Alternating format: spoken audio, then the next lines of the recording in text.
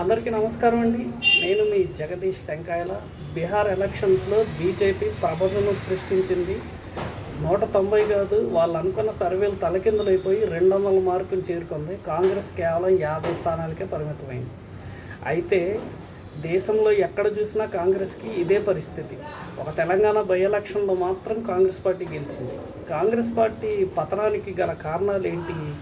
రాహుల్ గాంధీ కన్నా ముందు, రాహుల్ గాంధీ తర్వాత కాంగ్రెస్ పార్టీ పరిస్థితి ఏంటో మనం ఇప్పుడు విశ్లేషించుకుందాం.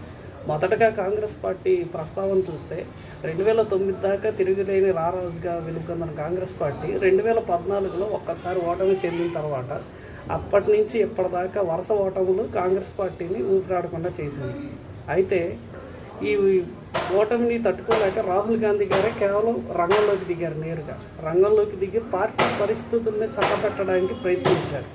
అయితే అనుకున్నదొక్కటే అయిందొక్కటిలాగా రాహుల్ గాంధీ గారు రాకముందే కాంగ్రెస్ పార్టీ బలంగా ఉంది. కానీ రాహుల్ గాంధీ గారు వచ్చిన తర్వాత కాంగ్రెస్ పార్టీ మరింత బలహీనపడడం స్టార్ట్ అయింది.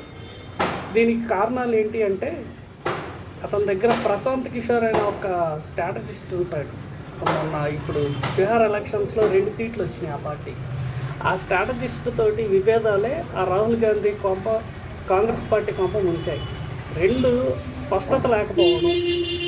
రాహుల్ గాంధీ గారు ఎక్కడికి వెళ్ళినా కూడా, ఏ స్టూడెంట్స్తో ఇంటరాక్ట్ అయినా కూడా స్పష్టత లేకుండా మాట్లాడేవాళ్ళు. ఒక విషయం మీద క్లారిటీ లేకుండా మాట్లాడేవాళ్ళు. అతను స్టూడెంట్స్ తోటి ఒకసారి ఇంటరాక్షన్కి వెళ్ళినప్పుడు యూనివర్సిటీ స్టూడెంట్స్ తోటి వాళ్ళు వేసిన ప్రశ్నలన్నిటికీ అతను సమాధానం చెప్పలేక తడబడ్డారు.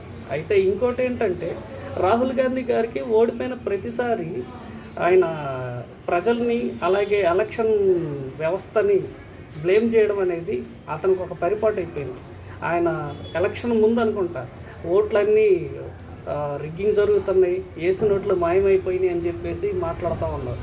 కానీ మరి రాహుల్ గాంధీ గారు 2009-14లో గెలిచినప్పుడు కూడా రిగ్గింగ్లు జరగాలి కదా, జరగలేదు కదా.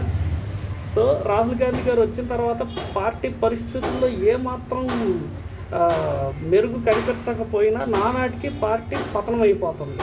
అతను కింద స్థాయి నేతలతోటి అంటిముట్టనట్టు ఉంటాడనేది అతని మీద విమర్శ ఉంది. బట్ ఏదేమైనా హస్తవ్యస్తమే.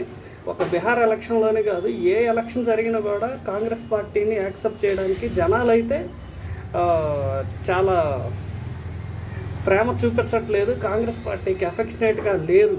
సో కాంగ్రెస్ పార్టీ భవితవ్యం ఏంటనేది చూడాలి. బట్ రాహుల్ గాంధీ గారు ఉన్నంతకాలం కాంగ్రెస్ పార్టీకి ఎదుగుదల ఉండదనేది నా ఒపీనియన్. చూద్దాం ఏమైద్దాం.